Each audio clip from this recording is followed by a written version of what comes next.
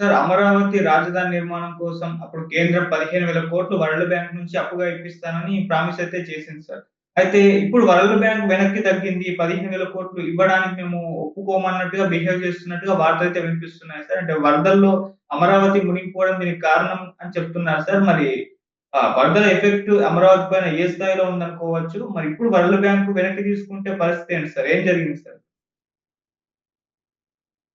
యాక్చువల్‌గా అమరావతి ఈ ప్లేస్‌లో కట్టడం పట్ల చాలా వ్యతిరేకత ఉంది. ఆ మధ్య మనం కూడా చెప్పుకున్నాం. పొలిశెట్టి సత్యనారాయణ కూడా దీన్ని ఎన్విరాన్మెంటలిస్టులు అందరూ ఇండియాలో వ్యతిరేకిస్తున్నారు. ఎందుకంటే అర్బన్ ప్లానింగ్‌లోని కొన్ని ప్రాబ్లమ్స్ ఉన్నాయి ఇండియాలో.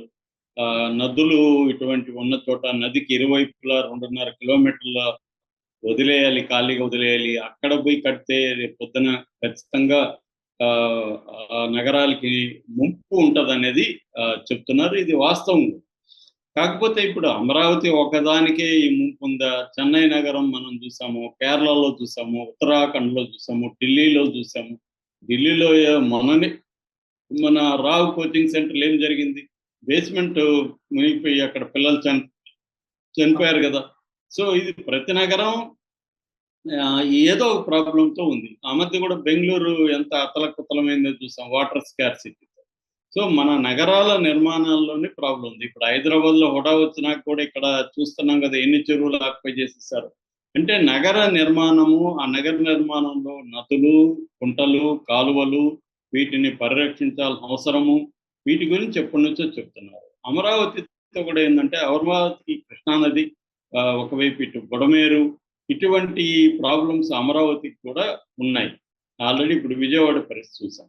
అందుకని ఇప్పుడు వరల్డ్ బ్యాంకు ఫండ్స్‌ని నేను ఇవ్వనని చెప్పింది అనేది అఫీషియల్‌గా అయితే ఇప్పటివరకు మనకేమి న్యూస్ లేదు గానీ, వీళ్ళు వైసీపీ వాళ్ళు దీన్ని పుకారు పుట్టిస్తున్నట్టుగా అర్థమవుతుంది.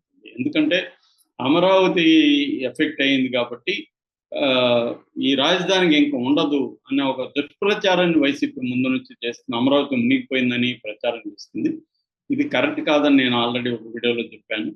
ఇది అన్ని నగరాలకు వచ్చినట్టు వస్తుంది. ఎందుకంటే ఒకటి చాలా ఎక్స్‌ట్రీమ్‌గా వర్షపాతం పడింది అనేది ఒక కారణం అయితే, రెండవ కారణం నిన్న నేను సెపరేట్‌గా వీడియో చేశాను. కొల్లేరు ముఖద్వారాన్ని ఆక్యుపై చేసేసి 15,000 కిలోమీటర్ల పరిధిలో రొయ్యల చెరువులు, చేపల చెరువులు ఇప్పటికి ఉన్నాయి. 20,000 కిలోమీటర్ల పరిధిలో రొయ్యల చెరువులను ఆపరేషన్ కొల్లేరు పేరుతో వైఎస్ఆర్ పీరియడ్‌లో వాటినన్నిటిని ధ్వంసం చేశారు కానీ, మిగతా అలాగే ఉండిపోయింది. అందువల్ల కొల్లేరులోకి వాటర్ పోవడానికి అడ్డుగా ఉంది. రెండోది Budameru course of the stream ఏదైతే ఉందో, ఆ కోర్స్‌లో ఉండే ఆ ఏరియాలో అంతా కూడా ఆక్యుపై చేసి కాలనీలు కట్టేయడం ఇదంతా కూడా జరిగింది. సో, ఒకటి మ్యాన్ మేడ్ ఇది. రెండోది ప్రకృతి ప్రళయం కూడా పెద్దగానే ఉంది. సో, ఈ 2 కారణాలు కనిపిస్తాయి. ఈ 2 కారణాల నుంచి గుణపాఠాలు తీసుకొని నెక్స్ట్ ఇది రాకుండా ఉండాలంటే ఏం చేయాలనేది ఇవాళ చంద్రబాబు ప్రభుత్వం ముందున్న కర్తవ్యం. అది ఆలోచించాలి. అయితే ఈ కాంటెక్స్ట్‌లో వరల్డ్ బ్యాంకు, ఏడీబీ అంటే ఏషియన్ డెవలప్‌మెంట్ బ్యాంక్. ఈ 2 కూడా ఫండ్స్ ఇవ్వాల్సిన పరిస్థితి ఉంది. ఎందుకంటే మనకి గత బడ్జెట్‌లో, కేంద్ర బడ్జెట్‌లో ఆంధ్రప్రదేశ్‌కి 15,000 కోట్లు మేము సాయం ఇప్పిస్తాము అని నిర్మలమ్మ ప్రకటించారు. అప్పుడు కూడా తెలుగుదేశం వాళ్ళు గాని, బీజేపీ వాళ్ళు గాని దీన్ని కేంద్ర సాయంగానే వాళ్ళు మీడియా అంతా కూడా చెప్పింది. ఇది సాయం కాదు, అప్పు మాత్రం. అప్పు అంటే మళ్ళీ తిరిగి కట్టాలి. ఈ కట్టేది ఆంధ్రప్రదేశే కట్టాలి తప్ప సెంట్రల్ గవర్నమెంట్ ఏం కట్టదు. కాబట్టి ఇది అప్పు ఇప్పిస్తున్నట్టు. అప్పు ఇప్పించడానికి కేంద్రం ఎందుకు? చంద్రబాబు తెచ్చుకోగలడు కదా అప్పు అనేది కూడా విమర్శలు వచ్చాయి. ఏదేమైనా వరల్డ్ బ్యాంక్ నుంచి అప్పు ఇప్పిస్తాము, ఏడీబీ నుంచి అప్పు ఇప్పిస్తాం అనేది నిర్మలమ్మ తర్వాత కూడా మాట్లాడింది. ఫైనల్‌గా తెలుగుదేశం వాళ్ళు ఎంత బుకాయించినా ఫైనల్‌గా ఇది అప్పే అనే విషయం అందరికీ తెలిసిపోయింది. వరల్డ్ బ్యాంక్, ఏడీబీ కూడా ఆ మధ్య అమరావతిని విజిట్ చేసి ఆ టైంలో వాళ్ళు అడిగారని కూడా అప్పుడే న్యూస్ వచ్చింది. ఏమడిగారంటే అమరావతికి ముంపు పరిస్థితి ఏంటి? ముంపు ప్రమాదం తీవ్రత ఎంత అని వాళ్ళు అడిగారు. ఎందుకంటే ఇప్పుడు అమరావతికి వాళ్ళు ఫండ్స్ ఇవ్వాలనుకుంటే అమరావతి డెవలప్‌మెంట్ ఎలా ఉంటది? దీని నుంచి వీళ్ళకి రికవరీ డబ్బులు ఎట్లా వస్తాయి? ఇవన్నీ చూసుకునే కదా అప్పిచ్చేవాడు ఎప్పుడైనా తన అప్పును వడ్డీతో సహా తను తీసుకోవాలనుకుంటాడు కదా! అందుకని ఎవరికైనా మనం అప్పిస్తున్నాం, ఒక వ్యాపారానికి అప్పిస్తున్నాం అంటే ఈ వ్యాపారం పరిస్థితి ఏంటి, ఇది డెవలప్ అవుతుందా లేదా, ఈ వ్యాపారం సస్టైన్ అయ్యి డబ్బులు వస్తాయా, ఆ డబ్బులు మనకి ఇవ్వగలుగుతారా లేదా అని చూసుకొనే కదా మనం అప్పిస్తాం. అలాగే వరల్డ్ బ్యాంక్స్ అయినా కూడా వాళ్ళ ప్రయోజనాలు లేకుండా ఎందుకు అప్పిస్తాయి? ₹10 ఇస్తానంటే వాడు ₹100, ₹1000 ప్రయోజనం ఆశించే ఇస్తాడు.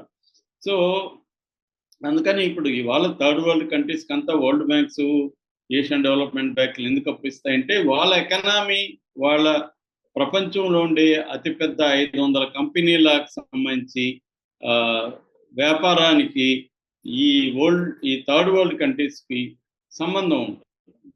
ఇవన్నీ అప్పులు పేరుతో వాళ్ళు మనల్ని కంట్రోల్ చేయడం మొదలు పెడతారు, మన పాలసీల్ని వాళ్ళు డిజైన్ చేయడం మొదలు పెడతారు. ఇవన్నీ ఉంటాయి. అందుకని ఊరికే అప్పు అంటే అప్పు కాదు, దాని చుట్టూ అనేక కండిషన్లు, తెలిసిన కండిషన్లు కొన్ని ఉంటాయి, తెలియకుండా ఉండే కండిషన్లు ఉంటాయి. ఇవన్నీ జరుగుతుంటాయి. సో ఇది చంద్రబాబు వరల్డ్ బ్యాంక్ కూడా కొత్త కాదు. ఆయన ఒకప్పుడు CEO అని చెప్పేవాడు. వరల్డ్ బ్యాంక్ని పెద్ద ఎత్తున తీసుకొచ్చింది చంద్రబాబు. సో ఈ కాంటెక్స్ట్లో ఇప్పుడు మళ్ళీ మోడీ కూడా మళ్ళీ చంద్రబాబుకి వరల్డ్ బ్యాంక్ని అప్పగించాడు. సో మొన్న వచ్చి ఆయనతో కూడా సమావేశమయ్యారు. ఇది అడిగారు వాళ్ళు, ఏమంటే ముప్పు ఉంటుందా అని. వీళ్ళు ఉండదు ముప్పు అని చెప్పినట్టుగా సమాచారం. అప్పుడే మనం చెప్పుకున్నాం ఒక వీడియోలో. అయితే వాళ్ళు వెళ్ళిన 1 month కూడా కాల బ్రహ్మాండమైన వరదలు వచ్చేసింది.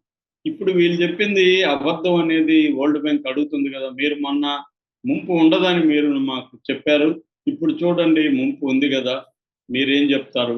సో ఇది రేపు ఇంకా పెద్దగా రాదని గ్యారంటీ ఉంది. సో నెక్స్ట్ కూడా ఇలాంటిది వచ్చినప్పుడు ఇంకా మీరు ఎలా డెవలప్ చేస్తారు? అమరావతిని డెవలప్ చేయకుండా మా డబ్బులు మాకు ఎలా ఇస్తారు అని అడిగే అవకాశం అయితే వాళ్ళు రిజెక్ట్ చేశారో లేదో మనకి ఇంకా తెలియదు. కానీ పుకార్లు అయితే వస్తున్నాయి, వరల్డ్ బ్యాంక్ మేము డబ్బులు ఇవ్వడానికి కష్టం. ఏదేమైనా అంత ఈజీ అయితే కాదు వరల్డ్ బ్యాంక్ నుంచి డబ్బులు తీసుకురావడం. ఇప్పుడున్న కండిషన్లో చంద్రబాబుకి కష్టమే అవుతుంది. మోడీ ఏంటంటే మేము గ్యారంటీ ఇచ్చి వరల్డ్ బ్యాంక్ దగ్గర అప్పిస్తామని వాళ్ళు చెప్పారు, కానీ మోడీ కూడా ఇప్పుడు గట్టిగా చెప్పలేరు కదా. మోడీని కూడా రేపు పొద్దున అంటే సెంట్రల్ గవర్నమెంట్ని కూడా ఇదే ప్రశ్న వాళ్ళు అడుగుతారు కదా, అమరావతికి ఫ్లడ్స్ రావని మీరు గ్యారంటీ ఇస్తారా, మళ్ళీ మీరు నివారణ చర్యలు ఏమిటి, ఇప్పుడు ఎందుకు ఫ్లడ్స్ వచ్చాయి, నెక్స్ట్ రాకుండా ఉండాలంటే ఏం చెప్పాలి? ఇప్పుడు ఇక్కడ రాజకీయంగా మాట్లాడినట్టు వరల్డ్ బ్యాంక్తో మాట్లాడలేదు. రాజకీయంగా అయితే ఇక్కడ జగన్ కారణమని, ఆ బోట్లు ఏదో గుడ్డుకున్నాయి, ఆ బోట్లను పంపించింది జగనే అని ఇలా రకరకాలుగా ఏవో చెప్పేస్తున్నారు. ఇది వరల్డ్ బ్యాంక్ చెప్పడానికి కుదరదు. వాళ్ళకి సైంటిఫిక్గా ప్రతిదీ కూడా విత్ ప్రూఫ్ చూపించాలి వాళ్ళు. ఎందుకంటే దాంట్లో కూడా ఎక్స్పర్ట్స్ ఉంటారు. సో వాళ్ళు విజిట్ చేస్తారు, ఎక్స్పర్ట్ల సేవల్ని వాళ్ళు తీసుకుంటారు. సో వాళ్ళు ముప్పుని శాస్త్రీయంగా అంచనా వేస్తారు. సో ఇప్పుడు ఈ స్థాయిలో ముప్పు ఎందుకు వచ్చింది అనేది కూడా వాళ్ళు కారణాలను కూడా నీట్గా స్టడీ చేస్తారు. నెక్స్ట్ రాకుండా ఉండాలి ఏం చేయాలంటే కూడా వాళ్ళు సజెస్ట్ చేస్తారు. దానికి సంబంధించి వీళ్ళు అవాయిడ్ అవ్వాలి, వాళ్ళ కండిషన్లు పెడతారు, ఆ కండిషన్లకు వీళ్ళు ఒప్పుకుంటేనే ఫండ్ వస్తుంది. ఏదేమైనా టఫ్గా అయితే టఫ్. ఎందుకంటే ఇప్పటికిప్పుడు చంద్రబాబు ముందున్న కర్తవ్యం ఏంటంటే పెద్ద ఎత్తున నష్టం జరిగింది, వేల కోట్ల ప్రాపర్టీస్ లాస్ అయినాయి. దాదాపు 3 లక్షల మంది రైతులు నష్టపోయారు. దీంట్లో దాదాపు 6 లక్షల మంది ఓవరాల్గా ప్రజలు సఫర్ అయ్యారు. తర్వాత కొన్ని వేల కిలోమీటర్ల రోడ్స్ నాశనం అయిపోయినాయి. పశువులు కోళ్ళే 60,000 కోళ్ళు దెబ్బతిన్నాయని చెప్తున్నారు. సో ప్రాపర్టీ లాసు, ఇవన్నిటిని రికవర్ చేయాలంటే కనీసం ఒక 10,000 కోట్లు కావాలి. సో దీన్ని ఇప్పుడు 10,000 కోట్లు ఇమ్మీడియట్గా దీని మీద పెట్టాలి. ఇది వదిలేసి ఇప్పుడు నేను అమరావతిని డెవలప్ చేస్తానని చంద్రబాబు దానికి వెళ్ళాడంటే కూడా చంద్రబాబు మీద ఈ ఏరియాలో విపరీతమైన విమర్శలు వస్తాయి, ముప్పుకు గురైన ఏరియాలో. సో అందువల్ల చంద్రబాబుకి ఇది డిఫికల్ట్ పీరియడే. ఆయన అనుభవానికి, ఆయన జ్ఞానానికి కావచ్చు, దానికంతా కూడా ఇది టెస్ట్ అని చెప్పుకోవచ్చు. రెండో వైపు మోడీ కూడా చంద్రబాబు ప్రత్యేకంగా అనుకూలంగా ఏమీ లేడు.